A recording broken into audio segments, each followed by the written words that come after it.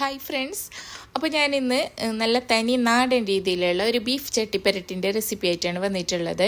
അപ്പോൾ അതിന് വേണ്ടി 2 കിലോ ബീഫ് എടുത്തിട്ടുണ്ട്. അത് നല്ലപോലെ കഴുകി വൃത്തിയാക്കിയിട്ട് ഈ ഒരു പരുവത്തിൽ കട്ട് ചെയ്തിട്ട് എടുത്തിട്ടുണ്ട്. അപ്പോൾ ബീഫിൻ്റെ വെള്ളമെല്ലാം ഊറ്റിയിട്ട് ഒരു കുക്കറിലേക്ക് ഇട്ട് കൊടുത്തിട്ടുണ്ട്. അതിലേക്ക് 1/2 ടേബിൾ സ്പൂൺ മഞ്ഞൾപ്പൊടിയും 1/2 ടേബിൾ സ്പൂൺ ഗരം മസാല പൗഡറും 2 ടേബിൾ സ്പൂൺ മല്ലിപ്പൊടിയും 1 ടേബിൾ സ്പൂൺ കാശ്മീരി ചില്ലി പൗഡറും 1/2 ടേബിൾ സ്പൂണ് കുരുമുളക് പൊടിയും പിന്നെ ആവശ്യത്തിന് ഉപ്പും ചേർത്ത് കൊടുത്തിട്ട് നല്ല പോലെ ഒന്ന് മിക്സ് ചെയ്തിട്ട് എടുക്കുക.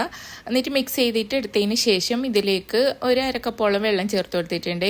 എന്നിട്ട് ഇതൊന്ന് മൂടി വെച്ചിട്ട് ബീഫ് ഒന്ന് വേവിച്ചിട്ട് എടുക്കലാണ്. അങ്ങനെ ബീഫ് ഒന്ന് വെന്ത് വന്നിട്ടുണ്ട്. എന്നിട്ട് പിന്നെ ഒരു മണ്ണീൻ്റെ ചട്ടിയിലേക്ക് കുറച്ച് വെളിച്ചെണ്ണ ഒഴിച്ചു കൊടുക്കുന്നുണ്ട്. എണ്ണ ചൂടായതിന് ശേഷം ഇതിലേക്ക് ഇഞ്ചിയും വെളുത്തുള്ളിയും ചേർത്ത് കൊടുക്കുക. വെളുത്തുള്ളി ഒരു ഫുള്ള് വെളുത്തുള്ളി എടുത്തിട്ടുണ്ട്. പിന്നെ ഒരു കഷ്ണം ഇഞ്ചിയും അതും ഇട്ട് കൊടുക്കുക. എന്നിട്ട് 1 കപ്പോളം ചെറിയ അതും കൂടി ഇട്ട് കൊടുത്തിട്ട് നല്ല ബ്രൗൺ കളർ ആകുന്നത് വരെ വഴറ്റിയെടുക്കാം.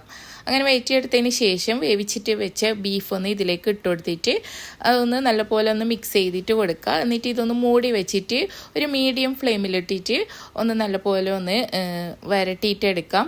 അപ്പോൾ ബീഫ് ഏകദേശം റെഡി ആയിട്ട് വരുമ്പോൾ ഇതിലേക്ക് ഒരു 1/2 ടീസ്പൂണ് വലിയ ജീരകവും 1/2 ടീസ്പൂണ് ചെറിയ ജീരകവും 1/4 ടീസ്പൂണോളം ഉലുവയും അതെല്ലാം കൂടിയിട്ട് ഒന്ന് പൊടിച്ചെടുത്തതാണ്. അതും കൂടി ഇട്ട് കൊടുക്കുക. പിന്നെ ഇതിലേക്ക് ഞാൻ കുറച്ച് കുരുമുളക് പൊടിയും ചേർത്ത് കൊടുക്കുന്നുണ്ട്. കുരുമുളക് പൊടിയെല്ലാം എരിവിനനുസരിച്ചിട്ട് ചേർത്ത് കൊടുത്താൽ മതി.